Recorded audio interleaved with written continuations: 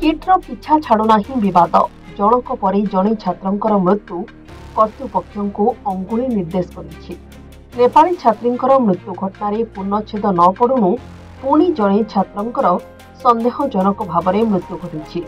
मृत छात्र जनक हेले छत्तीसगढ़ अंचल राहुल यादव।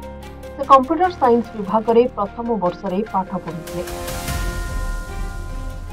राहुल आत्महत्या करिथिबा किट पक्षरु सफेई दिया जाउछि। खबर पाई मृत छात्रंक परिवार लोके घटनास्थल में पहुंची। राहुल को मृत्यु को नहीं परिवार लोके कॉलेज कर्तृपक्षों उपरे दोष लदिछन्ति। खबर पाई इन्फोसिटी थाना पुलिस पहुंची तदंत आरंभ करिछि। छात्रंक मृतदेह किट द्वारा परिचालित किम्स हॉस्पिटल में रखा जाइछि। परिवार लोके पहुंचबा परे व्यवच्छेद कराजिबो बोली जणा पड़िछि।